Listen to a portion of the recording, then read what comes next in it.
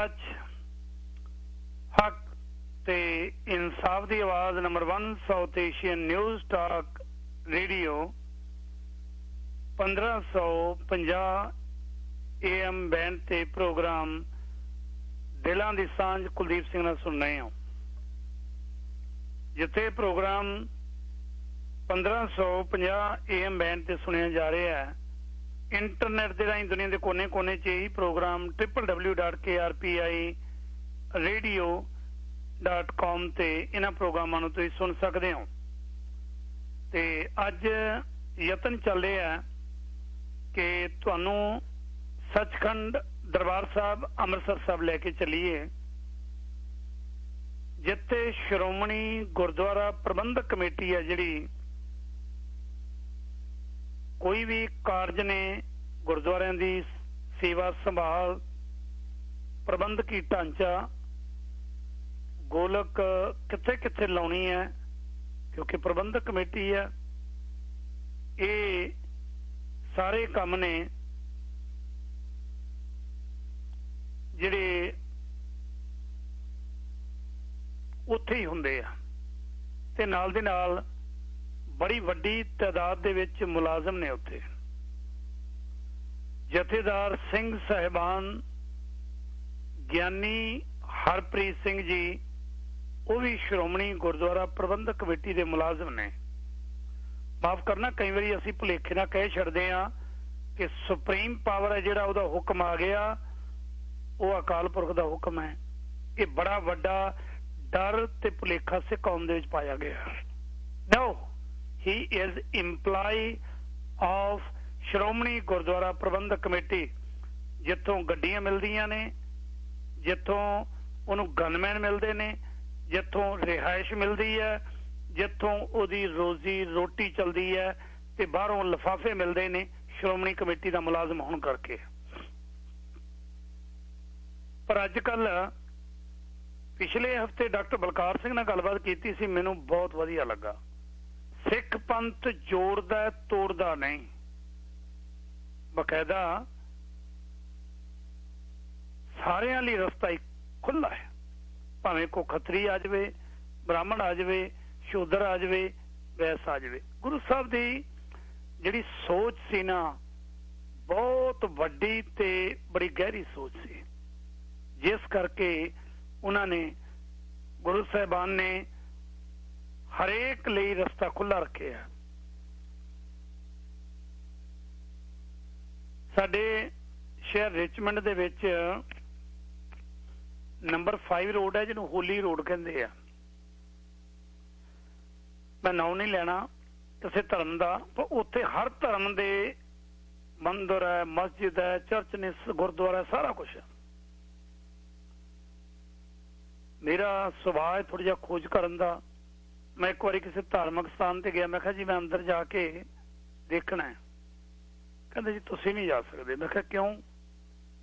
कहता अंदर सिर्फ तो सिर्फ साडे धर्म वाला बंदा अंदर है, उत्थे वही जा सकता, हरेक नहीं जा सकता। मैं कहा जी 7 बचन आपां कंधा कुंधा देख के उन्हां दा टमटमैया जा देख के वापस आ गए।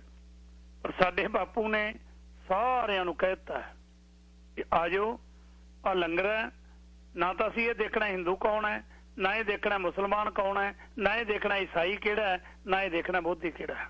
बहुत वधिया कार्य सी जिहड़ा मेरे पातशाह ने सानू सिखाया। पर आपां अज की उसे प्रपाटी नूं, उसे परंपरा नूं जारी रखिया होया। बाहरले धर्मां तो लिया के साडे अपने धर्म दे विच तां किहड़े लियाउणे सन, बल्कि जिहड़े धर्म दे विच बैठे ने उन्हां नूं कढण दे लई ड्यूटी लाती। जथेदार बनाता 1, फिर 2, 3, 4 सी, हुण 5वां तख्त 5 जने इकट्ठे हो गए। 5 तां बहुत किते वैरी रेयर चांस है किते इकट्ठे होण, नहीं 5वां हुण वैसे भी 4 ही रह गए, क्योंकि कार्यकारी जथेदार ने जिहड़े साडे यही तख्त श्री तलवंडी साबो दे जथेदार ने। सो दोने पासे तख्त श्री तलवंडी साबो दे जथेदार ते तख्त श्री अकाल तख्त साहब के कार्यकारी जथेदार ने ज्ञानी हरप्रीत सिंह जी। ਆਪਾਂ ਮਹਿਮਾਨ ਸਾਡੇ ਨਾਲ ਸ਼ਾਮਲ ਹੋ ਚੁੱਕੇ ਆ, ਉਹਨਾਂ ਨਾਲ ਗੱਲਬਾਤ ਕਰਦੇ ਆ। ਮਹਿਮਾਨ ਨੇ ਜਿਹੜੇ 2 ਦਹਾਕਿਆਂ ਤੋਂ ਵੱਧ ਸ਼੍ਰੋਮਣੀ ਗੁਰਦੁਆਰਾ ਪ੍ਰਬੰਧਕ ਕਮੇਟੀ ਦੇ ਸਿਸਟਮ ਦੇ ਵਿੱਚ ਨੇ, ਬੜੇ ਅਹਿਮ ਅਹੁਦਿਆਂ ਤੇ ਵੀ ਰਹੇ ਨੇ। 3 ਪੀੜ੍ਹੀਆਂ ਤੋਂ ਪਰਿਵਾਰਕ ਸ਼੍ਰੋਮਣੀ ਗੁਰਦੁਆਰਾ ਪ੍ਰਬੰਧਕ ਕਮੇਟੀ ਸ਼੍ਰੋਮਣੀ ਅਕਾਲੀ ਦਲ ਨੂੰ ਬੜੀ ਵੱਡੀ ਦੇਣ ਹੈ, ਬੜੀ ਵੱਡੀ ਕੰਟਰੀਬਿਊਸ਼ਨ ਹੈ। ਤੇ ਅੱਜ ਮੈਂ ਉਹਨਾਂ ਨੂੰ ਬੇਨਤੀ ਕੀਤੀ ਹੈ ਥੋੜੇ ਸਮੇਂ ਲਈ ਬੀਬੀ ਕਿਰਨਜੋਤ ਕੌਰ ਜੀ, ਉਹਨਾਂ ਨਾਲ ਗੱਲਬਾਤ ਕਰਦੇ ਆ। ਬੀਬੀ ਕਿਰਨਜੋਤ ਕੌਰ ਜੀ, ਪ੍ਰੋਗਰਾਮ ਦਿਲਾਂ ਦੀ ਸਾਂਝ KRPI ਰੇਡੀਓ 1550 AM ਬੈਂਡ ਤੇ ਤੁਹਾਡਾ ਬਹੁਤ ਬਹੁਤ ਸਵਾਗਤ। बहुत मेहरबानी जी। वाहिगुरू जी का खालसा, वाहिगुरू जी की फतेह। ਵਾਹਿਗੁਰੂ ਜੀ ਕਾ ਖਾਲਸਾ, ਵਾਹਿਗੁਰੂ ਜੀ ਕੀ ਫਤਿਹ। ਬੀਬਾ ਜੀ, ਮੈਂ ਤੁਹਾਡੇ ਤੋਂ ਥੋੜਾ ਜਿਹਾ ਟਾਈਮ ਲੈਣਾ ਹੈ। ਹੁਣ ਮੈਨੂੰ ਨਹੀਂ ਪਤਾ ਕਿ ਤੁਸੀਂ ਇਹਨਾਂ 3 ਪ੍ਰੋਗਰਾਮਾਂ ਦੇ ਵਿੱਚੋਂ ਕਿਹੜੇ ਕਿਹੜੇ ਪ੍ਰੋਗਰਾਮ ਦੇ ਵਿੱਚ ਸ਼ਾਮਲ ਸੀ। ਇੱਕ ਵੱਡਾ ਇਕੱਠ ਪੰਥ ਦਾ ਸੱਦਿਆ ਗਿਆ ਸੀ ਅਕਾਲ ਤਖਤ ਸਾਹਿਬ ਤੇ 3 ਮਈ ਨੂੰ। 3 ਮਈ ਦੇ ਵਿੱਚ ਜਿਹੜੀਆਂ ਜਥੇਬੰਦੀਆਂ ਆਈਆਂ, ਉੱਥੇ ਫੈਸਲਾ ਹੋਇਆ ਕਿ ਥਮਿੰਦਰ ਸਿੰਘ ਆਨੰਦ ਨਾਮ ਦਾ ਵਿਅਕਤੀ ਹੈ ਜਿਹੜਾ ਅਮਰੀਕਾ ਦੇ ਵਿੱਚ, ਉਹਨੂੰ ਤਨਖਾਹੀਆ ਕਰਾਰ ਦੇ ਦਿੱਤਾ ਕਿ ਬਗੈਰ ਕਿਸੇ ਛਾਣਬੀਣ ਕੀਤਿਆਂ ਕਿ ਤੁਸੀਂ ਇਹਦੇ ਨਾਲ ਕੋਈ ਵੀ ਕਿਸੇ ਤਰ੍ਹਾਂ ਦੀ ਸਾਂਝ ਨਾ ਰੱਖੇ। ਆਮ ਕਰਕੇ ਹੁੰਦਾ ਹੈ ਕਿ ਪੂਰੀ ਛਾਣਬੀਣ ਕਰਨ ਤੋਂ ਬਾਅਦ ਵਿਦਵਾਨਾਂ ਦੀ ਕਮੇਟੀ ਬੈਠੇ, ਉਹ ਫੈਸਲਾ ਕਰੇ ਕਿ ਇਹਦੇ ਵਿੱਚ ਗਲਤੀ ਕਿੱਥੇ ਹੈ, ਪਰ ਪਹਿਲਾਂ ਹੀ ਤਨਖਾਹੀਆ ਕਰਾਰ ਦੇ ਦਿੱਤਾ। ਉਸ ਤੋਂ ਬਾਅਦ ਜਥੇਦਾਰ ਸਾਹਿਬ ਨੇ ਇੱਕ ਅਪੀਲ ਕੀਤੀ ਸੀ ਕਿ ਸਾਰੀਆਂ ਪੰਥਕ ਜਥੇਬੰਦੀਆਂ ਇਕੱਠੀਆਂ ਹੋਣ। ਸ਼੍ਰੋਮਣੀ ਗੁਰਦੁਆਰਾ ਪ੍ਰਬੰਧਕ ਕਮੇਟੀ ਨੇ ਉਸ ਅਪੀਲ ਨੂੰ ਉਸੇ ਵੇਲੇ ਹੀ ਹਫ਼ਤੇ ਦੇ ਵਿੱਚ ਮੰਨ ਲਿਆ ਤੇ ਐਕਸ਼ਨ ਲੈ ਲਿਆ ਤੇ 11 ਤਰੀਕ ਨੂੰ ਪੰਥਕ ਜਥੇਬੰਦੀਆਂ ਦਾ ਇਕੱਠ ਹੋਏਗਾ। ਮੈਂ ਸਾਰੇ ਸਵਾਲ ਇਕੱਠੇ ਇਸ ਕਰਕੇ ਕਰ ਰਿਹਾ ਤਾਂ ਜੋ ਤੁਹਾਡੇ ਤੋਂ ਵੱਧ ਤੋਂ ਵੱਧ ਜਾਣ ਸਕੀਏ ਤੇ ਮੈਂ ਤੁਹਾਨੂੰ ਇੰਟਰਪਟ ਨਾ ਕਰਾਂ ਵਿੱਚੋਂ। ਵਾਕਈ ਸ਼੍ਰੋਮਣੀ ਗੁਰਦੁਆਰਾ ਪ੍ਰਬੰਧਕ ਕਮੇਟੀ ਨੇ ਸੱਦਾ ਦਿੱਤਾ, ਸਾਰੀਆਂ ਜਥੇਬੰਦੀਆਂ ਇਨਵਾਈਟ ਕੀਤੀਆਂ। ਉਹਦੇ ਵਿੱਚ ਸ਼੍ਰੋਮਣੀ ਅਕਾਲੀ ਦਲ ਦਿੱਲੀ ਗੁਰਦੁਆਰਾ ਮੈਨੇਜਮੈਂਟ ਕਮੇਟੀ ਤੇ ਬਕਾਇਦਾ ਹੋਰ ਜਥੇਬੰਦੀਆਂ ਨੇ ਜਿਹੜੀਆਂ ਸਾਰੀਆਂ, ਇੱਥੋਂ ਤੱਕ ਕਿ ਸਰਦਾਰ ਸਿਮਰਨਜੀਤ ਸਿੰਘ ਮਾਨ ਵੀ ਉੱਥੇ ਆਏ, ਬੋਲੇ। ਉਸ ਤੋਂ ਬਾਅਦ ਕੱਲ ਇੱਕ ਇਕੱਤਰਤਾ ਹੁੰਦੀ ਹੈ ਕਿ ਜਿਹੜਾ ਗਿਆਨੀ ਜੋਗਿੰਦਰ ਸਿੰਘ ਵੇਦਾਂਤੀ ਅਕਾਲ ਤਖਤ ਸਾਹਿਬ ਦੇ ਜਥੇਦਾਰ ਰਹੇ ਨੇ, ਉਸ ਸਬੰਧ ਦੇ ਵਿੱਚ ਵੀ ਇੱਕ ਇਕੱਠ ਹੋਇਆ। ਸੋ ਇਹ ਜਿਹੜਾ ਸਾਰਾ ਕੁਝ ਹੋ ਰਿਹਾ ਹੈ, ਇਹਦੇ ਵਿੱਚ ਪਿਛਲੇ ਹਫ਼ਤੇ ਐਤਵਾਰ ਵਾਲੇ ਦਿਨ ਮੈਂ ਡਾਕਟਰ ਬਲਕਾਰ ਸਿੰਘ ਨੇ ਜਿਹੜੇ ਵਿਸ਼ਵ ਪੰਜਾਬੀ ਯੂਨੀਵਰਸਿਟੀ ਦੇ, ਉਹਨਾਂ ਨਾਲ ਡਾਇਰੈਕਟਰ ਨਾਲ ਗੱਲਬਾਤ ਕੀਤੀ ਸੀ, ਪਟਿਆਲੇ ਵਾਲਿਆਂ ਨਾਲ। ਉਹਨਾਂ ਨੇ ਵੀ ਕਾਫੀ ਵਧੀਆ ਤਰੀਕੇ ਨਾਲ ਗੱਲਬਾਤ ਕੀਤੀ, ਖਦਸ਼ਾ ਪ੍ਰਗਟ ਕੀਤਾ ਕਿ ਸਿੱਖ ਪੰਥ ਜੋੜਦਾ, ਕਿਸੇ ਨੂੰ ਤੋੜਦਾ ਨਹੀਂ। ਇਹ ਤਿੰਨੇ ਜਿਹੜੇ ਹੋਏ ਇਕੱਠ ਨੇ, ਇਹਨਾਂ ਨੂੰ ਕਿਵੇਂ ਲੈਣੇ ਹੋ? ਤੇ ਕੱਲ ਦੀਆਂ ਅਖਬਾਰਾਂ ਦੱਸ ਰਹੀਆਂ ਨੇ ਕਿ ਜਿਵੇਂ ਬਾਦਲਾਂ ਨੇ ਉਹਨਾਂ ਦੀ ਸਿੱਖਾਂ ਦੀ ਜਿਹੜੀ ਜਿੰਦ ਜਾਨ ਹੈ ਉਹ ਸੀ ਅਕਾਲੀ ਪਾਰਟੀ, ਉਹਦੇ ਨਾਲੋਂ ਵੱਖ ਕਰ ਦਿੱਤਾ। ਕਿਤੇ ਇਹ ਹੁਣ ਅਕਾਲ ਤਖਤ ਨਾਲੋਂ ਵੱਖ ਤਾਂ ਨਹੀਂ ਕਰ ਰਹੇ। ਇਹ ਸਾਰੇ ਸਵਾਲ ਇਕੱਠੇ ਹੋਏ ਪਏ ਨੇ। ਬੀਬਾ ਜੀ, ਤੁਹਾਡੇ ਨਾਲ ਵੱਧ ਕੌਣ ਜਾਣਦਾ ਹੈ, ਤੁਸੀਂ ਕਿਵੇਂ ਲੈਣੇ ਹੋ, ਕਿੱਥੇ ਕਿੱਥੇ ਸ਼ਾਮਲ ਸੀ ਜੀ? ਬੜੇ ਅਹਿਮ ਸਵਾਲ ਹਨ ਜਿਹੜੇ ਤੁਸੀਂ ਕੀਤੇ ਨੇ।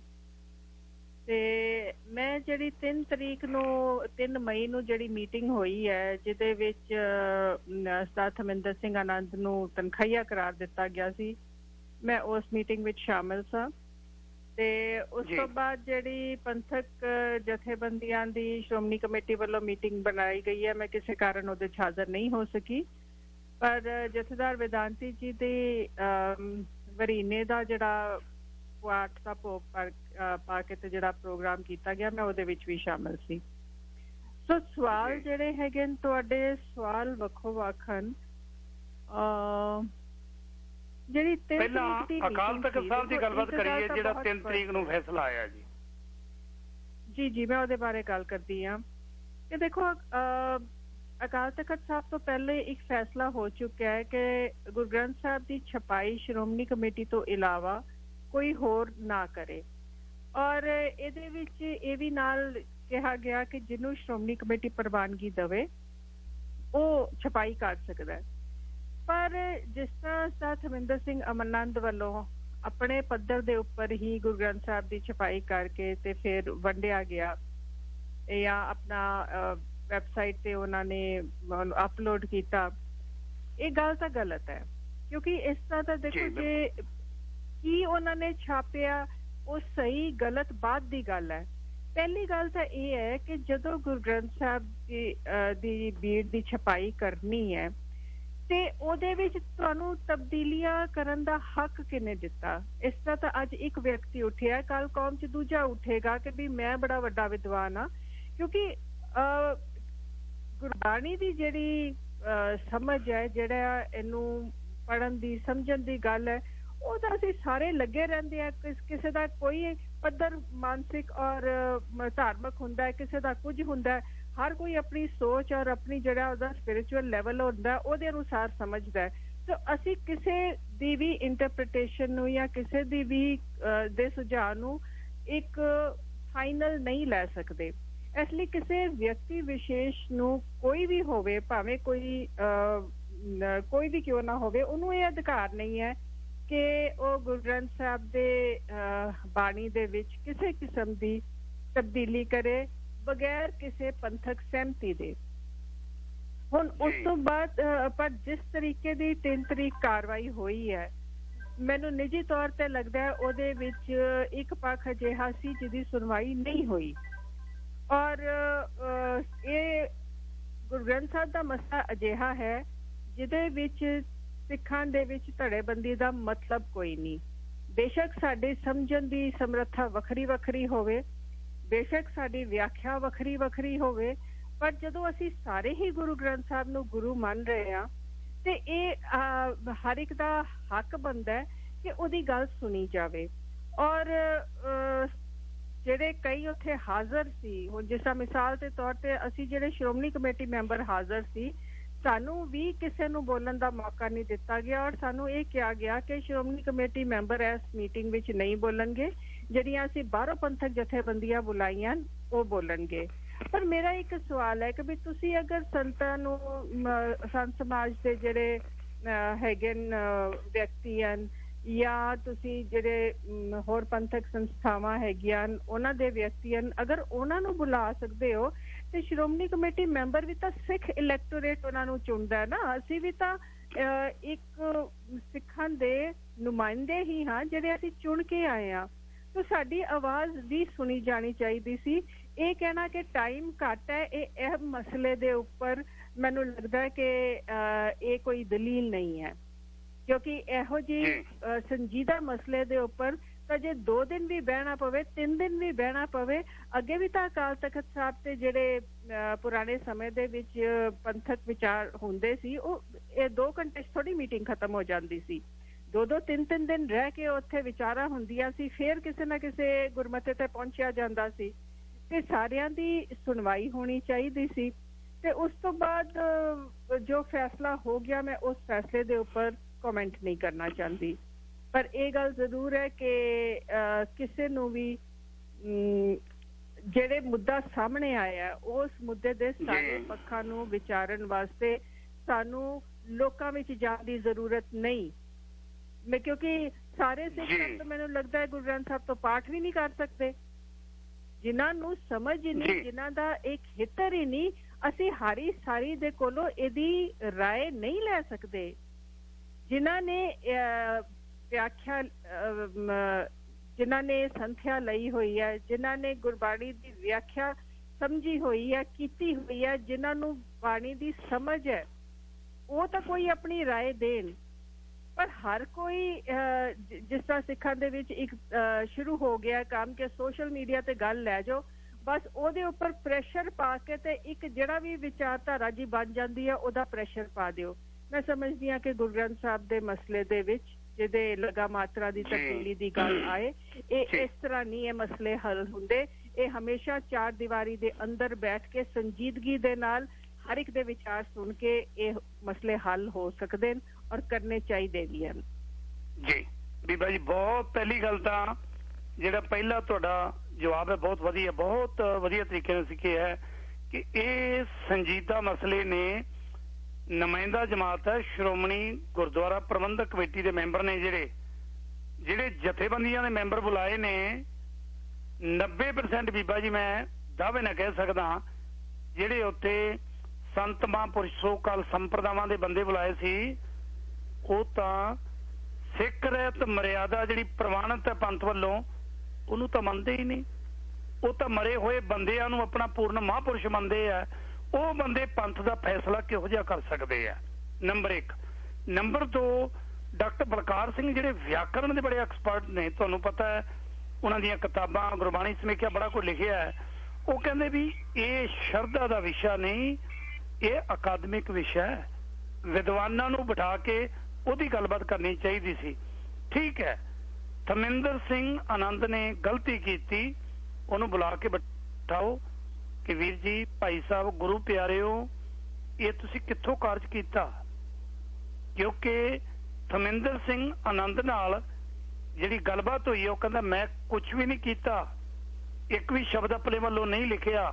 ਜਿਹੜਾ ਕੰਮ ਭਾਈ ਜੋਗਿੰਦਰ ਸਿੰਘ ਤਲਵਾੜਾ, ਗਿਆਨੀ ਜੋਗਿੰਦਰ ਸਿੰਘ ਵਦਾਂਤੀ, ਸ਼ਮਸ਼ੇਰ ਸਿੰਘ ਅਸ਼ੋਕ, ਗੁਰੂ ਨਾਨਕ ਦੇਵ ਯੂਨੀਵਰਸਿਟੀ ਦੇ ਡਾਕਟਰ ਅਮਰ ਸਿੰਘ, ਪ੍ਰਿੰਸੀਪਲ ਭਰਪੂਰ ਸਿੰਘ ਹੋਣੀ ਛੱਡ ਕੇ ਗਏ ਸੀ, ਪੂਰਾ ਕੀਤਾ ਸੀ।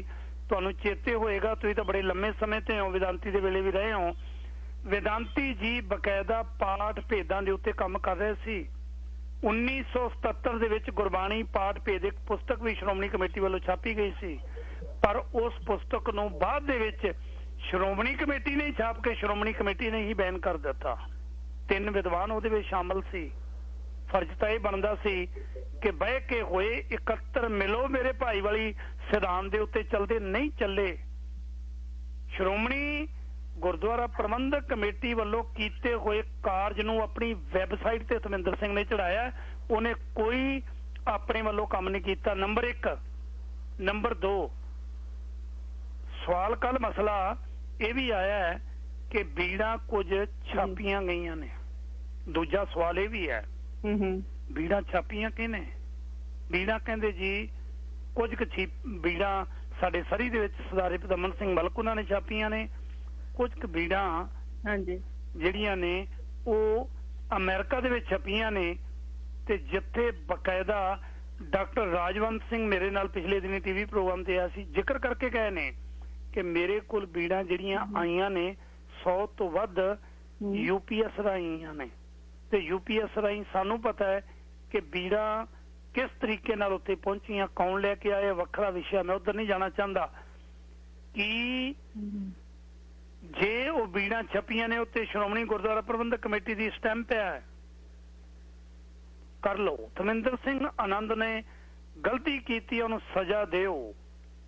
ਪਰ ਜਿਹੜੀ 70 ਸਾਲਾਂ ਤੋਂ ਸੁੱਤੀ ਪਈ ਹੈ ਸ਼੍ਰੋਮਣੀ ਗੁਰਦੁਆਰਾ ਪ੍ਰਬੰਧਕ ਕਮੇਟੀ, ਜਿਹੜੇ ਸਾਡੇ ਹੱਥ ਲਿਖਤ ਬੀੜਾਂ ਸੀ, ਜਦੋਂ ਪਦ ਛੇਦ ਕਰਨ ਲੱਗੇ ਨੇ, ਜਿਹੜੇ ਪਾਠ ਭੇਦ ਰਹਿ ਗਏ ਸੀ, ਉਹਨਾਂ ਨੂੰ ਦੁਬਾਰਾ ਸੁਧਾਰਨ ਦੇ ਵਿੱਚ ਕੀ ਗਲਤੀ, ਕੀ ਐਡਾ ਵੱਡਾ ਕਸੂਰ ਸੀ ਕਿ ਉਹਨਾਂ ਨੂੰ ਸੁਧਾਰਿਆ ਨਾ? ਜੇ ਪੰਥਕ ਵਿਦਵਾਨ ਬਹਿ ਕੇ ਇਹਦਾ ਫੈਸਲਾ ਕਰ ਲੈਂਦੇ, ਅੱਜ ਇਹ ਮੁਸ਼ਕਲਾਂ ਉੱਠਦੀਆਂ ਕਿਉਂ? ਇਹਦੇ ਬਾਰੇ ਤੁਹਾਨੂੰ ਕੀ ਲੱਗਦਾ ਹੈ?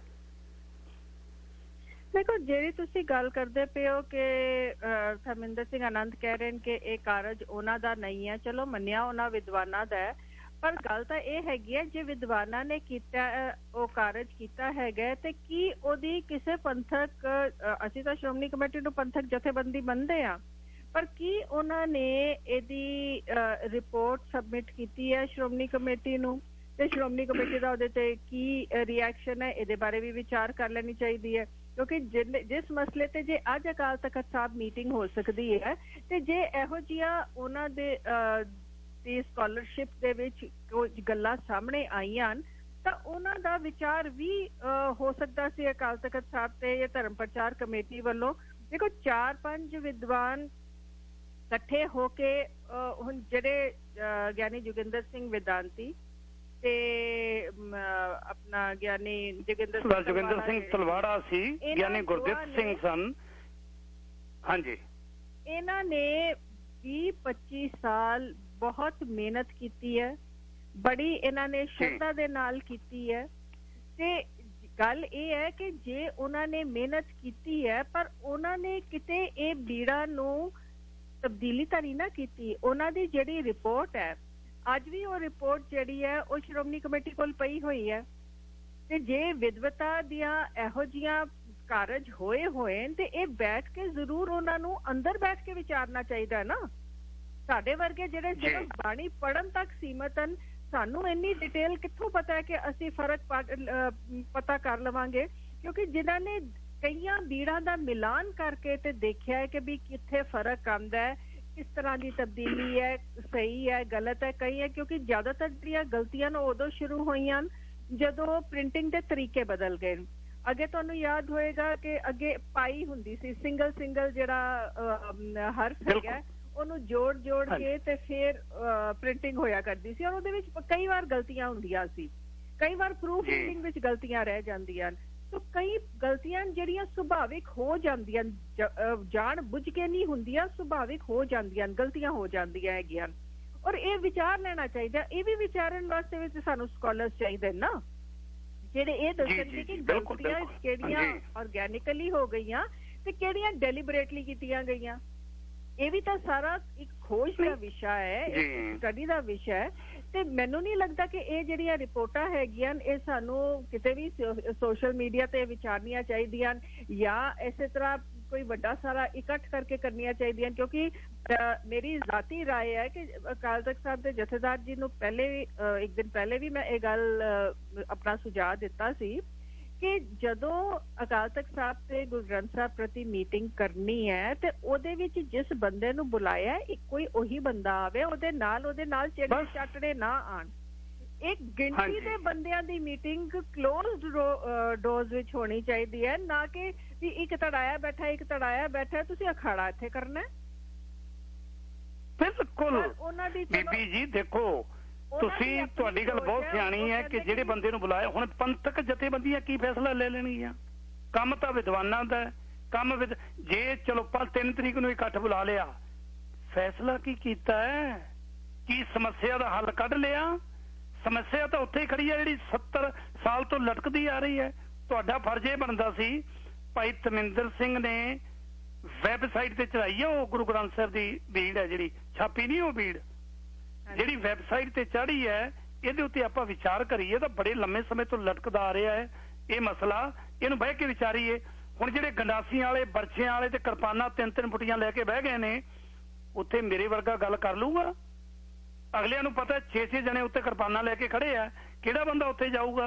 ਉੱਥੇ ਤਾਂ ਧੱਕਾ ਚੱਲਦਾ ਹੈ। ਜੇ ਤੁਸੀਂ ਇਕੱਠ ਬੁਲਾ ਕੇ ਅਕਾਲ ਤਖਤ ਸਾਹਿਬ ਦੇ ਉੱਤੇ ਕੋਈ ਫੈਸਲਾ ਹੀ ਨਹੀਂ ਕਰ ਸਕੇ, ਇੱਕੋ ਫੈਸਲਾ ਹੋਇਆ ਕਿ ਉਹਨੂੰ ਤਨਖਾਹ ਲਾ ਦਿਓ। ਤਨਖਾਹ ਸੋਲੂਸ਼ਨ ਨਹੀਂ ਬੀਬਾ ਜੀ, ਇਹਨਾਂ ਨੂੰ ਸਮਝਾਉਣ ਦਾ ਯਤਨ ਕਰੋ। ਤਨਖਾਹ ਇਜ਼ ਨੋਟ ਅ ਸੋਲੂਸ਼ਨ। ਮੁਸ਼ਕਲ ਤਾਂ ਉੱਥੇ ਹੀ ਖੜੀ ਹੈ ਜਿੱਥੋਂ ਪਹਿਲਾਂ 70 ਸਾਲ ਤੋਂ ਚੱਲੀ ਆਉਂਦੀ ਸੀ। ਗਿਆਨੀ ਜੋਗਿੰਦਰ ਸਿੰਘ ਵੇਦਾਂਤੀ ਕਿਉਂ ਨਹੀਂ ਲਾਗੂ ਕਰਵਾ ਸਕੇ? ਕਿਉਂਕਿ ਸ਼੍ਰੋਮਣੀ ਕਮੇਟੀ ਦੇ ਜਿਹੜੇ ਪ੍ਰਧਾਨ ਸੀ ਉਹਨਾਂ ਨੂੰ ਉਹਨਾਂ ਦੇ ਅੱਗੇ ਮਾਲਕ ਨਹੀਂ ਸਨ ਇੰਪਲੀਮੈਂਟ ਕਰਨ ਦਿੰਦੇ।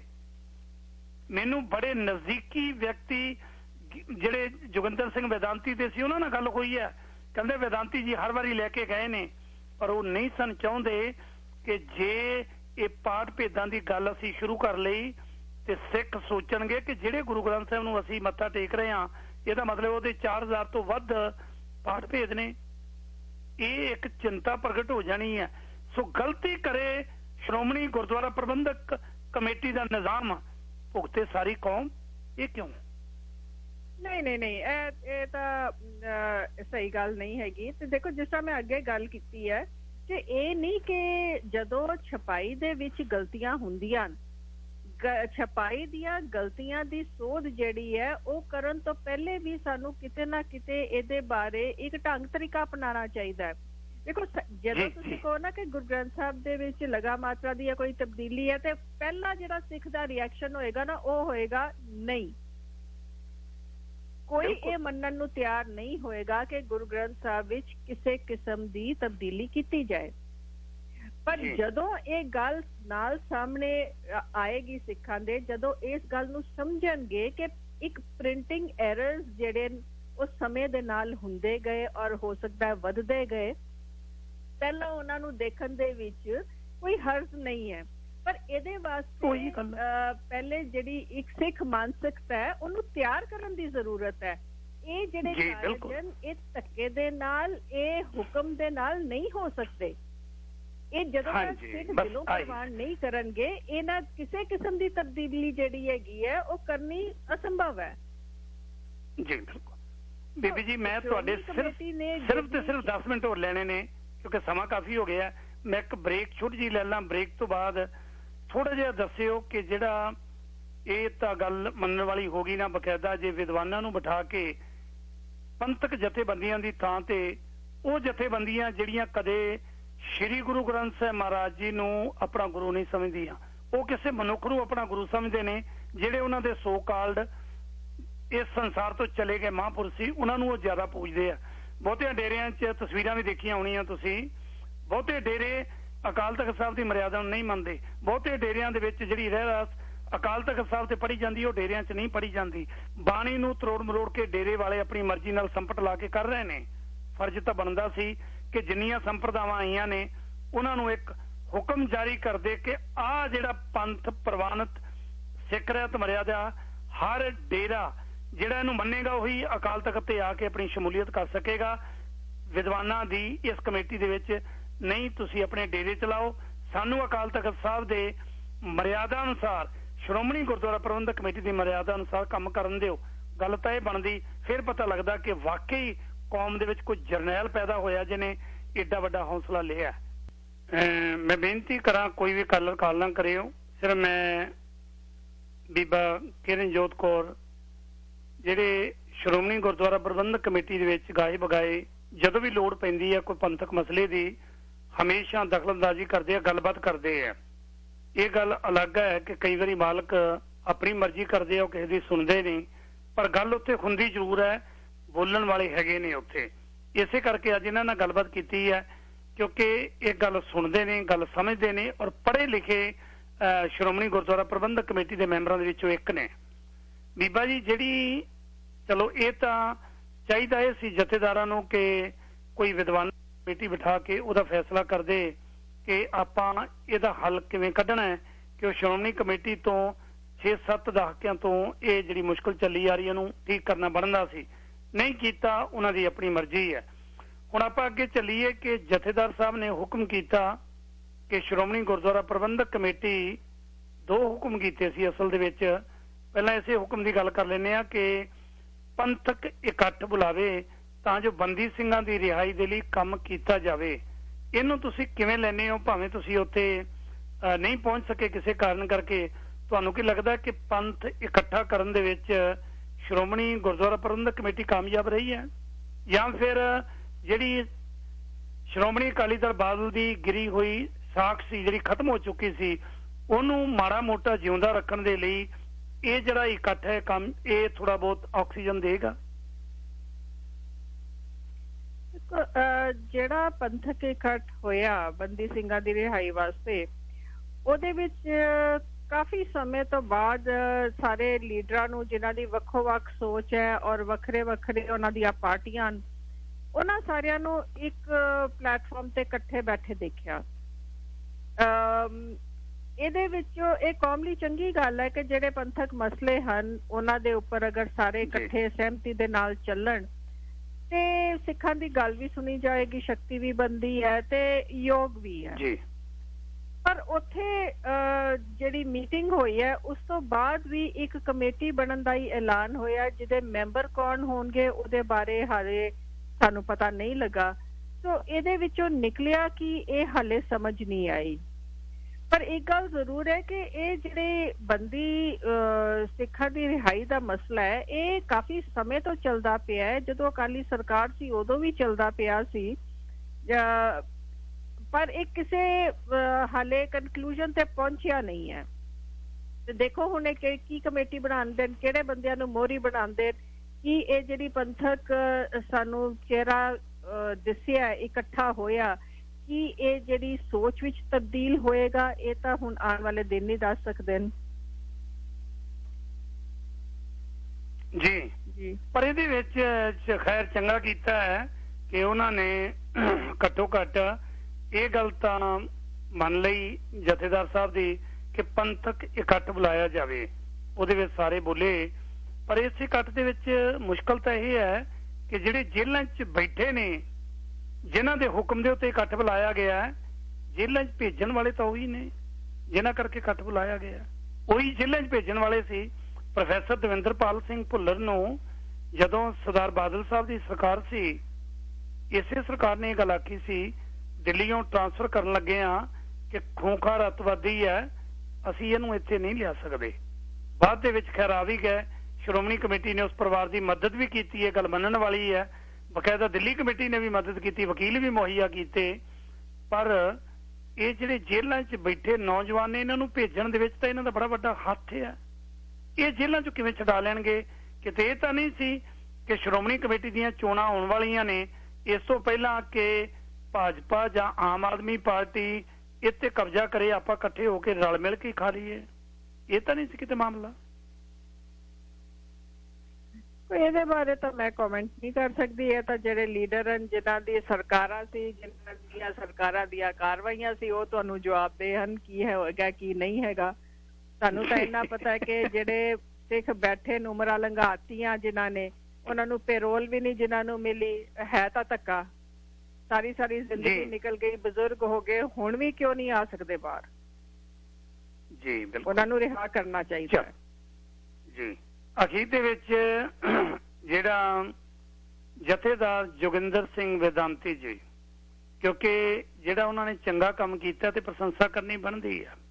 ਹਾਂ, ਗੁਰਬਿਲਾਸ ਪਾਤਸ਼ਾਹੀ 6ਵੀਂ ਜਦੋਂ ਸਰੀਰ ਛੱਡ ਕੇ ਗਏ ਨੇ, ਉਸ ਤੋਂ ਥੋੜਾ ਚਿਰ ਪਹਿਲਾਂ ਮੇਰੀ ਉਹਨਾਂ ਨਾਲ ਬੜੀ ਵਿਸਤਾਰ ਦੇ ਵਿੱਚ ਉਹਨਾਂ ਦੀ ਤੇ ਡਾਕਟਰ ਅਮਰਜੀਤ ਸਿੰਘ ਉਹਨਾਂ ਨਾਲ ਗੱਲਬਾਤ ਹੋਈ ਸੀ, ਇਸੇ ਪ੍ਰੋਗਰਾਮ ਦੇ ਵਿੱਚ, ਅੱਜ ਦੇ ਦਿਨ ਹੀ, ਐਤਵਾਰ ਵਾਲੇ ਦਿਨ, ਦਿਲਾਂ ਦੀ ਸਾਂਝ ਦੇ ਵਿੱਚ। ਤੇ ਉਹਨਾਂ ਨੂੰ ਜ਼ਿਕਰ ਕੀਤਾ ਸੀ ਕਿ ਸਿੰਘ ਸਾਹਿਬ ਜੀ, ਗੁਰਬਿਲਾਸ ਪਾਤਸ਼ਾਹੀ 6ਵੀਂ ਦੇ ਵਿੱਚ ਬਹੁਤ ਜ਼ਿਆਦਾ ਇਹੋ ਜਿਹੀਆਂ ਗਲਤੀਆਂ ਹੋ ਗਈਆਂ ਜਿਹਦੇ ਨਾਲ ਸਿੱਖ ਦਾ ਵਿਸ਼ਵਾਸ ਗੁਰੂ ਨਾਲੋਂ ਟੁੱਟਦਾ ਹੈ। ਔਰ ਤੁਸੀਂ ਗੁਰਬਿਲਾਸ ਪਾਤਸ਼ਾਹੀ 10ਵੀਂ ਜਾਂ ਜਿਹੜੀ ਪਹਿਲਾਂ ਕਿਤਾਬ ਛਾਪੀ ਸੀ, ਉਸ ਮੁਤਾਬਕ ਕਾਪੀ ਕਰਕੇ ਛਾਪ ਦਿੱਤੀ। ਕੀ ਮਜਬੂਰੀ ਬਣ ਗਈ ਸੀ? ਉਹ ਕਹਿਣ ਲੱਗੇ ਕਿ ਵਾਕਈ, ਇਸੇ ਪ੍ਰੋਗਰਾਮ 'ਚ ਕਿਹਾ, ਮੇਰੇ ਕੋਲ ਰਿਕਾਰਡਿੰਗ ਵੀ ਅੱਜ ਪਈ ਹੈ, ਕਿ ਕੁਲਦੀਪ ਸਿੰਘ ਵਾਕਈ ਗਲਤੀਆਂ ਹੋਈਆਂ ਨੇ ਜਿਹੜੀਆਂ ਸਿੱਖ ਧਰਮ ਦੇ ਵਿੱਚ ਬਹੁਤ ਦੁਬਿਧਾ ਪੈਦਾ ਕਰਦੀਆਂ ਨੇ। ਮੈਂ ਆਪਣੇ ਜਿਉਂਦੇ ਜੀ ਇਹਨੂੰ ਠੀਕ ਕਰਨ ਦਾ ਯਤਨ ਕਰਾਂਗਾ। ਉਹ ਸਰੀਰਕ ਤੌਰ ਤੇ ਸਾਡੇ ਤੋਂ ਚਲੇ ਗਏ, ਬਾਅਦ 'ਚ ਕਿਸੇ ਨੇ ਕਰਨੀਆਂ ਨੇ। ਪਰ ਜਿਹੜੇ ਚੰਗੇ ਕੰਮ ਕਰਕੇ ਪਾਠ ਭੇਦਾਂ ਦਾ, ਕਿ ਕੁਰਬਾਨੀ ਦੇ ਬਹੁਤ ਗਿਆਤਾ ਸਨ।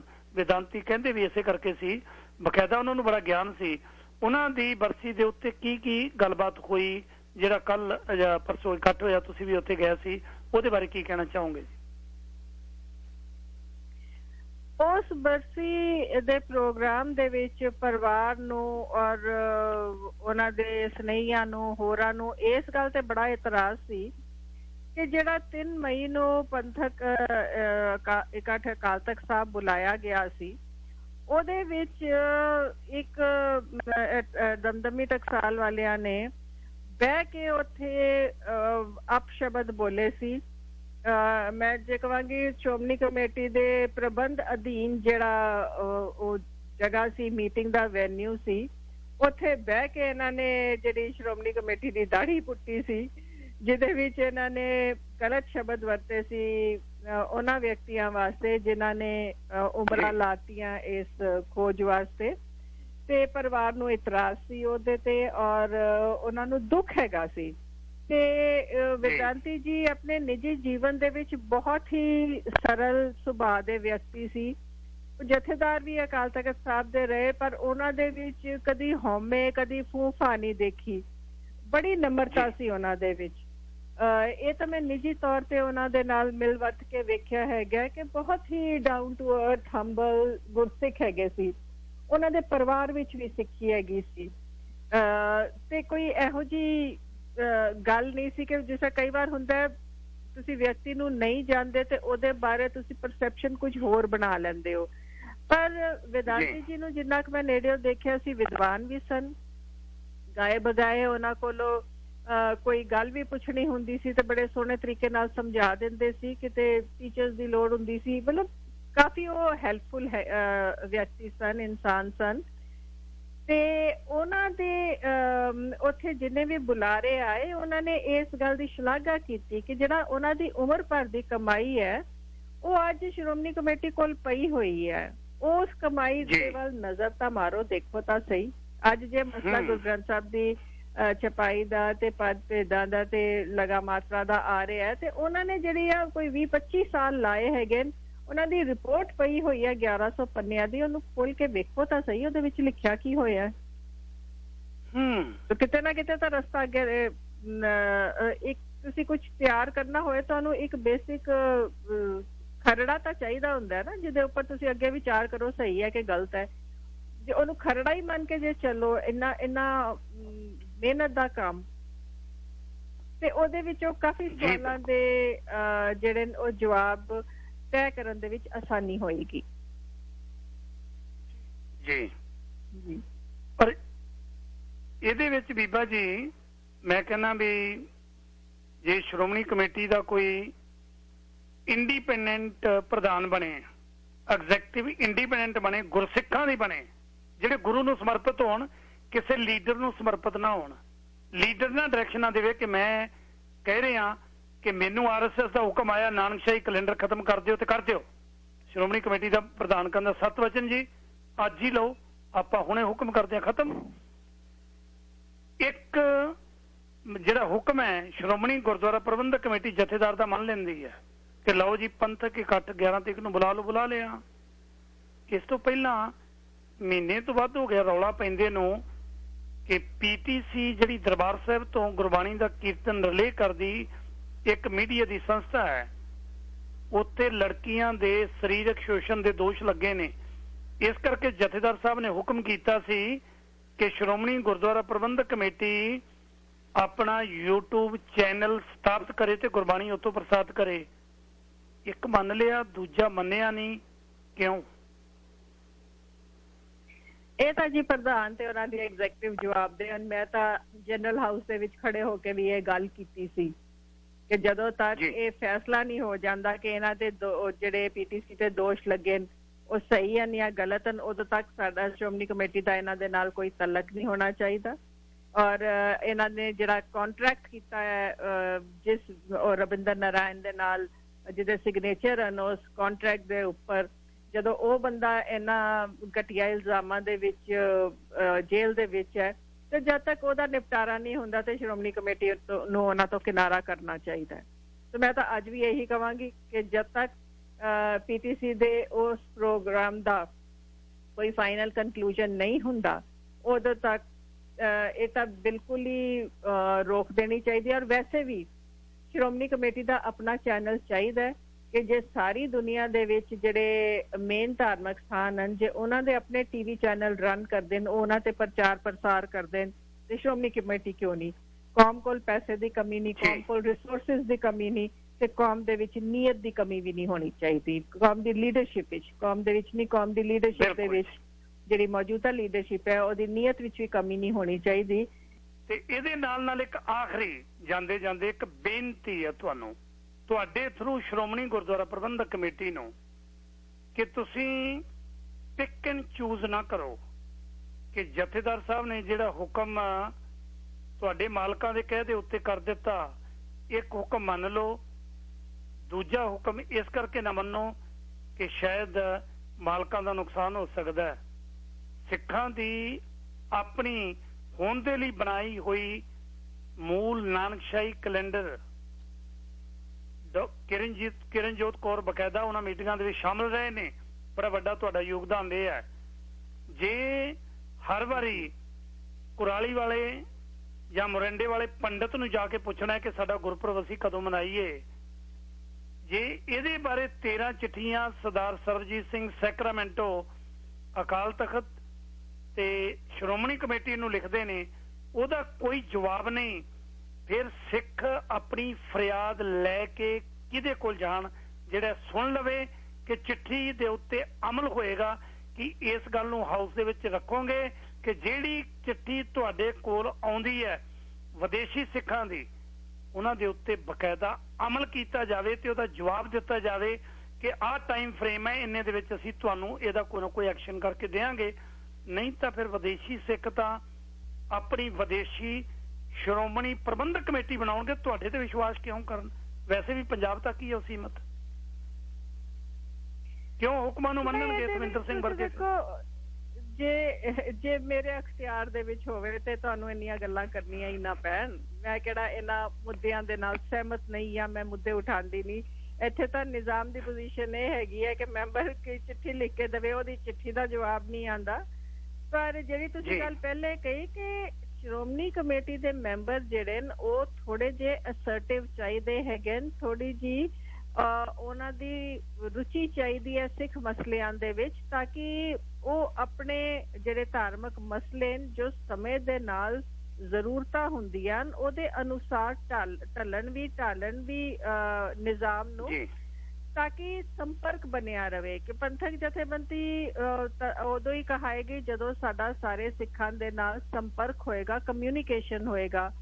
ਤੇ ਉਹ ਉਸ ਕਮਿਊਨੀਕੇਸ਼ਨ ਦੇ ਵਿੱਚ ਪਿਛਲੇ ਸਮਿਆਂ ਦੇ ਵਿੱਚ ਕਾਫੀ ਕਮੀ ਹੈ ਇੱਕ, ਪਰ ਉਹ ਓਵਰਆਲ ਇੱਥੇ ਦੇ ਸਿਸਟਮ ਦੇ ਵਿੱਚ ਹੈ। ਜੇ ਅਸੀਂ ਕਹੀਏ ਨਾ ਕਿ ਨਿਰੋਲ ਸ਼੍ਰੋਮਣੀ ਕਮੇਟੀ, ਇੱਥੇ ਓਵਰਆਲ ਸਿਸਟਮ ਦੇ ਵਿੱਚ ਹੀ ਇਸ ਤਰ੍ਹਾਂ ਦਾ ਰਿਵਾਜ ਹੋ ਗਿਆ ਕਿ ਕਾਗਜ਼ ਦੀ ਕੋਈ ਵੈਲਿਊ ਨਹੀਂ ਰਹਿ ਗਈ ਜੀ। ਕੋਈ ਚਿੱਠੀ ਹੈ, ਕੋਈ ਈਮੇਲ ਹੈ, ਉਹਨੂੰ ਕੋਈ ਸੰਜੀਦਗੀ ਦੇ ਨਾਲ ਨਹੀਂ ਲੈ ਰਿਹਾ। ਸੋ ਇਹ ਜਿਹੜਾ ਇੱਕ ਨਾਨ ਸੀਰੀਅਸ ਜਿਹਾ ਵਰਕ ਕਲਚਰ ਹੈ ਨਾ, ਇਹਨੂੰ ਬਦਲਣ ਦੀ ਜ਼ਰੂਰਤ ਹੈ। ਔਰ ਇਹ ਰਾਤੋਂ ਰਾਤ ਨਹੀਂ ਹੋਇਆ, ਬੜੇ ਸਮੇਂ ਤੋਂ ਚਲਦਾ ਚਲਦਾ ਅੱਜ ਇਸ ਕਗਾਰ ਤੇ ਪਹੁੰਚ ਗਿਆ। ਸੋ ਇਹ ਡੈਫੀਨੇਟਲੀ ਇਹਨਾਂ ਦੀ ਜ਼ਰੂਰਤ ਹੈ। ਪਰ ਜਿਸ ਤਰ੍ਹਾਂ ਤੁਹਾਡੇ ਕੋਲ ਬਾਹਰ ਜਦੋਂ ਜਾਂਦੇ ਨੇ ਸ਼੍ਰੋਮਣੀ ਕਮੇਟੀ ਦੇ ਅਹੁਦੇਦਾਰ ਜਾਂਦੇ ਨੇ, ਹੋਰ ਬੰਦੇ ਜਾਂਦੇ ਨੇ, ਉਸ ਵਕਤ ਉਹਨਾਂ ਨਾਲ ਗੱਲ ਤੁਸੀਂ ਕਰੋ ਤੇ ਸ਼ਾਇਦ ਉਹ ਜ਼ਿਆਦਾ ਇੰਪੈਕਟਫੁਲ ਹੋਏ, ਜ਼ਿਆਦਾ ਅਸਰਅੰਦਾਜ਼ ਹੋਵੇ। ਜੀ ਬਿਲਕੁਲ ਬੀਬਾ ਜੀ, ਉਹ ਸਾਡੇ ਕੋਲ ਜਦੋਂ ਬੀਬੀ ਜਗੀਰ ਕੌਰ ਜੀ ਪ੍ਰਧਾਨ ਬਦਲੇ ਆ, ਉਸ ਤੋਂ ਪਹਿਲਾਂ ਇੱਕ ਚੌਕੜੀ ਆਈ ਸੀ ਸਾਡੇ ਕੋਲ, 4 ਗੁਰਮੁਖ ਪਿਆਰੇ ਆਏ ਸੀ ਸ਼੍ਰੋਮਣੀ ਕਮੇਟੀ ਦੇ। ਪੰਜਾਬੀ ਪ੍ਰੈਸ ਕਲੱਬ ਨਾਲ ਮੀਟਿੰਗ ਕਰਨੀ ਸੀ, ਮੇਰੇ ਨਾਲ ਟਾਕ ਸ਼ੋ ਕਰਨੇ ਸੀ। ਮਾਲਕਾਂ ਨੇ ਕਹਿਤਾ ਕਿਤੇ ਉੱਥੇ ਨਾ ਜਾਇਓ, ਉਹਨਾਂ ਨੂੰ ਨਿਚੋੜ ਦੇਣਾ। ਉਹ ਆਪਣਾ ਜਾਨ ਬਚਾਉਂਦੇ ਹੋਏ ਥੈਲੀਆਂ ਲੈ ਕੇ ਵਾਪਸ ਚਲੇ ਗਏ। ਸ਼੍ਰੋਮਣੀ ਕਮੇਟੀ ਦੇ ਬਜਟ 'ਚ ਦੇਖ ਲਿਓ ਕਿੰਨਾ ਖਰਚਾ ਕਰਕੇ ਗਏ ਨੇ, ਪ੍ਰਾਪਤੀ ਕੀ ਕੀਤੀ ਹੈ ਪੁੱਛ ਕੇ ਜ਼ਰੂਰ ਉਹਨਾਂ ਨੂੰ ਅਗਲੇ ਸੈਸ਼ਨ ਦੇ ਵਿੱਚ ਪੁੱਛਿਓ ਜ਼ਰੂਰ ਕਿ ਜਿਹੜੀ ਚੌਕੜੀ ਪਿਛਲੇ ਵਰੇ ਆਈ ਸੀ, ਉਸ ਚੌਕੜੀ ਦੀ ਪ੍ਰਾਪਤੀ ਕੀ ਸੀ, ਕੀ ਮਿੱਥ ਕੇ ਗਏ, ਕੀ ਪ੍ਰਾਪਤ ਕੀਤਾ, ਖਰਚਾ ਕਿੰਨਾ ਕੀਤਾ ਕੌਮ ਦਾ ਗੋਲਕ ਦਾ, ਕੀ ਖੱਟਿਆ ਉਹਦੇ ਵਿੱਚੋਂ। ਜੇ ਕਰਨਾ ਹੀ ਕੱਖ ਨਹੀਂ, ਫਿਰ ਇੱਕ ਬੇਨਤੀ ਹੋਰ ਸ਼੍ਰੋਮਣੀ ਕਮੇਟੀ ਨੂੰ ਮੈਂ ਤੁਹਾਡੇ ਥਰੂ ਕਰਨਾ ਚਾਹੁੰਦਾ। ਧਰਮਿੰਦਰ ਸਿੰਘ ਆਨੰਦ ਨੂੰ ਤਨਖਾਹ ਲਾਤੀ, ਚੰਗੀ ਗੱਲ ਹੈ, ਉਹਦੀ ਕੀ ਹਿੰਮਤ ਹੈ ਸ਼੍ਰੋਮਣੀ ਕਮੇਟੀ ਤੋਂ ਬਗੈਰ ਪੁੱਛੇ ਕੋਈ ਕੰਮ ਕਰ ਲਵੇ। ਕਿ ਉਹ ਸ਼੍ਰੋਮਣੀ ਕਮੇਟੀ ਨੇ 70 ਸਾਲਾਂ ਜਿਹੜਾ ਕੰਮ ਨਹੀਂ ਕੀਤਾ ਉਹ ਧਰਮਿੰਦਰ ਸਿੰਘ ਆਨੰਦ ਨੇ ਕਰਤਾ। ਛੇਕ ਦਿਓ, ਅਗਲੇ ਮਹੀਨੇ ਜਿਹੜਾ ਟਾਈਮ ਦਿੱਤਾ ਉਸ ਤੋਂ ਬਾਅਦ ਉਹਨੂੰ ਪੰਥ ਚੋਂ ਕੱਢ ਦਿਓ। ਇੱਕ ਗੱਲ ਚੇਤੇ ਰੱਖਿਓ ਕਿ ਧਰਮਿੰਦਰ ਸਿੰਘ ਆਨੰਦ ਪੰਥ ਚੋਂ ਕੱਢ ਦਿਓ। ਧਰਮਿੰਦਰ ਸਿੰਘ ਆਨੰਦ ਨੂੰ ਜਿਹੜੀਆਂ ਬੀੜਾਂ ਛਾਪੀਆਂ ਨੇ ਮਲਕ ਸਾਹਿਬ ਨੇ, ਜਿਹੜੀਆਂ ਬੀੜਾਂ ਛਾਪੀਆਂ ਨੇ ਧਰਮਿੰਦਰ ਸਿੰਘ ਆਨੰਦ ਨੇ, ਪਤਾ ਲੱਗਾ ਚਾਈਨਾ ਤੋਂ, ਉਹਦੇ ਵਾਸਤੇ PDF ਫਾਈਲ ਦੀ ਜਿਹੜੀ USB ਆ ਦੇਣ ਵਾਲੇ ਨੂੰ ਸਭ ਤੋਂ ਪਹਿਲਾਂ ਛੇਕਿਆ ਜੀ।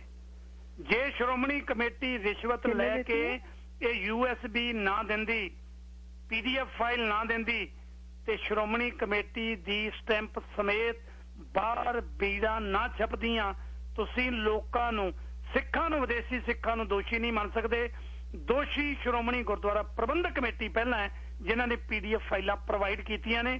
ਛੇਕਣ ਤੋਂ ਪਹਿਲਾਂ ਧਿਆਨ ਰੱਖਿਓ ਕਿ ਉਹ ਬੰਦਾ ਪਹਿਲਾਂ ਛੇਕਿਆ ਜਾਵੇ ਜਿਹਨੇ PDF ਫਾਈਲ ਦਿੱਤੀ ਹੈ, ਫਿਰ ਵਿਸ਼ਵਾਸ ਸਿੱਖਾਂ ਦਾ ਬਣੇਗਾ। ਨਹੀਂ ਫਿਰ ਸਿੱਖਾਂ ਦੀ ਨਵੀਂ ਵਿਦੇਸ਼ੀ ਸ਼੍ਰੋਮਣੀ ਕਮੇਟੀ ਬਣੇਗੀ ਜਿਹੜੀ ਤੁਹਾਨੂੰ ਜ਼ੀਰੋ ਕਰਕੇ ਜਾਣਿਆ ਕਰਨਗੇ ਕਿ ਤੁਹਾਡਾ ਸਾਡੇ ਨਾਲ ਕੋਈ ਲਿੰਕ ਨਹੀਂ, ਸਾਡਾ ਗੁਰੂ ਗ੍ਰੰਥ ਨਾਲ ਲਿੰਕ ਹੈ, ਤੁਸੀਂ ਗੁਰੂ ਗ੍ਰੰਥ ਨੂੰ ਵੇਚਿਆ ਤੇ ਖਰੀਦਿਆ, ਅਸੀਂ ਗੁਰੂ ਗ੍ਰੰਥ ਦਾ ਸਤਿਕਾਰ ਕਰਾਂਗੇ। ਇਹ ਸੁਨੇਹਾ ਜ਼ਰੂਰ ਦਿਆ ਜੀ। ਨਹੀਂ, ਜਿਹੜੀ ਮਲਿਕ ਸਾਹਿਬ ਨੇ ਛਾਪੀਆਂ ਸੀ ਉਹਨਾਂ ਨੂੰ ਸ਼੍ਰੋਮਣੀ ਕਮੇਟੀ ਵੱਲੋਂ PDF ਬਕਾਇਦਾ ਇੱਥੇ ਦੇ ਕਿਸੇ ਮੁਲਾਜ਼ਮ ਨੇ ਦਿੱਤੀ ਹੈ।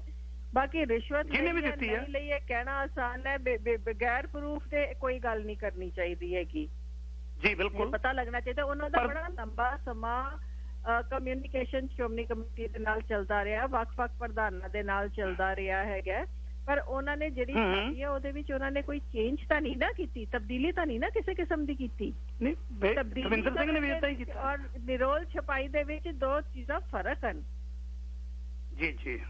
ਔਰ ਖੈਰ ਮੇਰਾ ਨਹੀਂ ਜੀ, ਇਹ ਤਾਂ ਕੌਮ ਦਾ ਸੁਨੇਹਾ ਬੀਬਾ ਜੀ। ਜਿਹੜੀ ਕੌਮ ਕਹਿੰਦੀ ਹੈ ਮੈਂ ਉਹ ਸੁਨੇਹਾ ਤੁਹਾਡੇ ਤੱਕ ਸ਼੍ਰੋਮਣੀ ਕਮੇਟੀ ਤੱਕ ਪਹੁੰਚਾਇਆ ਹੈ, ਤੇ ਇਹਦੇ ਨਾਲ ਧੰਨਵਾਦ। ਚੜ੍ਹਦੀ ਕਲਾ ਚ ਰਹੋ ਤੇ ਆਪਣੀ ਬੁਲੰਦ ਆਵਾਜ਼ ਹੈ ਜਿਹੜੀ ਤੁਹਾਡੀ, ਜਿਹੜੀ ਬੁਲੰਦ ਆਵਾਜ਼ ਹੈ ਤੁਹਾਡੇ ਸਤਿਕਾਰਯੋਗ ਮਾਤਾ ਜੀ ਦੀ ਤਰ੍ਹਾਂ, ਸਤਿਕਾਰਯੋਗ ਨਾਨਾ ਜੀ ਦੀ ਤਰ੍ਹਾਂ, ਇਸ ਤਰ੍ਹਾਂ ਬੁਲੰਦ ਆਵਾਜ਼ ਰੱਖਿਓ ਜੀ। ਹਾਂਜੀ, ਕੁਝ ਕਹਿ ਰਹੇ ਸੀ? ਮਿਹਰਬਾਨੀ। ਤੇ ਮੇਰਾ ਵੀ ਸੁਨੇਹਾ ਇਹ ਜੀ ਮੇਰਾ ਵੀ ਸੁਨੇਹਾ ਦਿਓ, ਜੇ ਸ਼੍ਰੋਮਣੀ ਕਮੇਟੀ ਦੇ ਵਿੱਚ ਤਬਦੀਲੀ ਹੈ ਤੇ ਉਹ ਵੀ ਸਿੱਖਾਂ ਨੇ ਆਪ ਹੀ ਕਰਨੀ ਹੈ। ਜੀ ਬਿਲਕੁਲ, ਮੈਂ ਸਮਝ ਗਿਆ ਜੀ ਤੁਹਾਡਾ ਇਸ਼ਾਰਾ, ਸਿੱਖਾਂ ਨੇ ਕਰਨੀ ਹੈ। ਇਹ ਵੀ ਵੋਟਾਂ ਦੇ ਨਾਲ ਹੀ ਸਾਰਾ ਕੁਝ ਹੁੰਦਾ ਹੈਗਾ, ਇਹ ਤਾਂ ਸਿੱਖਾਂ ਦੀ ਆਪਣੀ ਚੋਇਸ ਹੈ ਜੀ।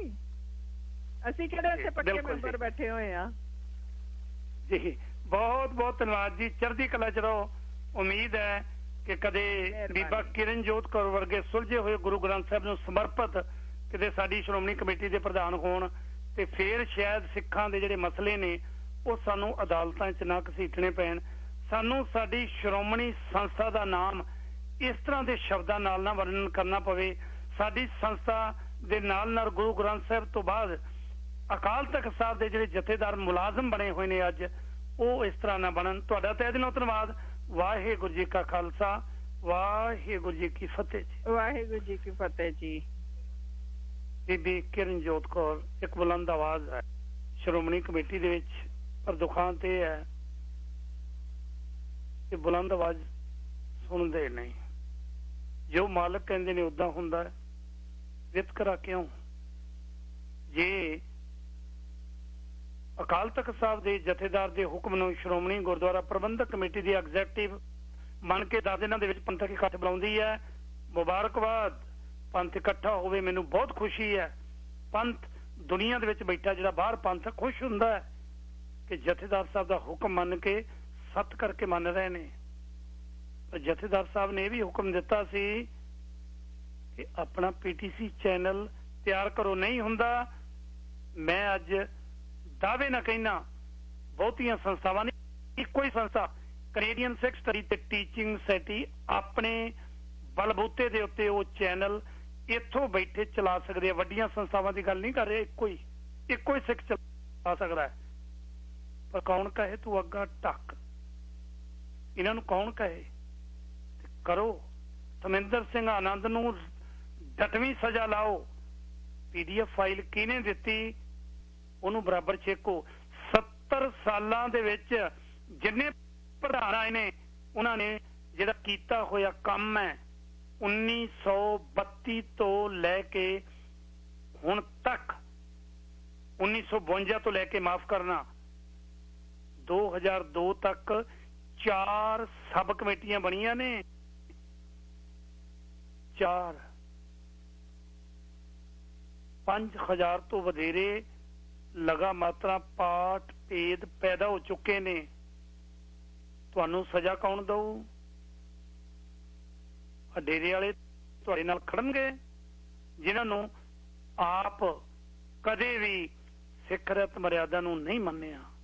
ਉਮੀਦ ਹੈ ਸਿੰਘ ਸਾਹਿਬ ਜਥੇਦਾਰ ਗਿਆਨੀ ਹਰਪ੍ਰੀਤ ਸਿੰਘ PhD ਜੀ ਤੇ ਸਾਡੇ ਸਤਿਕਾਰਯੋਗ ਸ਼੍ਰੋਮਣੀ ਗੁਰਦੁਆਰਾ ਪ੍ਰਬੰਧਕ ਕਮੇਟੀ ਦੇ ਪ੍ਰਧਾਨ ਐਡਵੋਕੇਟ ਦੋਨੇ ਹੀ ਪੜ੍ਹੇ ਲਿਖੇ ਨੇ, ਪਰ ਕੰਮ ਅਨਪੜ੍ਹਿਆਂ ਵਾਲਾ ਕਰ ਰਹੇ ਨੇ। ਕੰਮ ਕੋਰੇ ਅਨਪੜ੍ਹ ਜਿਵੇਂ ਸਕੂਲ ਦੀ ਕੰਧ ਦੇ ਲਾਗੇ ਨਹੀਂ ਲੰਘੇ ਉਹ ਕਰ ਰਹੇ ਨੇ। ਜੇ ਕੰਮ ਪੜ੍ਹੇ ਲਿਖਿਆਂ ਵਾਲਾ, ਵਕੀਲਾਂ ਵਾਲਾ ਤੇ PhD ਵਾਲਾ ਕਰੋਗੇ, ਸਿੱਖ ਪੰਥ ਦੁਨੀਆ ਭਰ ਦੇ ਵਿੱਚ ਤੁਹਾਨੂੰ ਸਲੂਟ ਕਰੇਗਾ, ਤੁਹਾਡਾ ਸਤਿਕਾਰ ਕਰੇਗਾ। ਜੇ ਪੌਪ ਦੇ ਆਉਣ ਦੇ ਉੱਤੇ ਆ ਹੁਣ ਆ ਰਹੇ ਆ, ਰੈੱਡ ਕਾਰਪਟ ਵਿਛਣਾ ਏਅਰਪੋਰਟ ਦੇ ਉੱਤੇ, ਸਾਡੇ ਵਾਲੇ ਕਾਲੇ ਝੰਡੇ ਲੈ ਕੇ ਖੜੇ ਹੁੰਦੇ ਆ, ਆਓ ਸਹੀ ਤੁਸੀਂ। ਚੌਕੜੀ ਆਈ ਸੀ, ਲੁਕ ਲੁਕ ਕੇ ਨਿਕਲੀ ਬੜੀ ਮੁਸ਼ਕਲ ਦੇ ਨਾਲ। $40,000 ਦੱਸਣਾ ਨਹੀਂ ਸ਼੍ਰੋਮਣੀ ਕਮੇਟੀ ਵਾਲਿਆਂ ਨੇ, ਮੈਂ ਦੱਸ ਦਿੰਦਾ। $40,000 ਬਰਬਾਦ ਕਰਕੇ ਗਏ ਨੇ ਸਿੱਖ ਕੌਮ ਦਾ।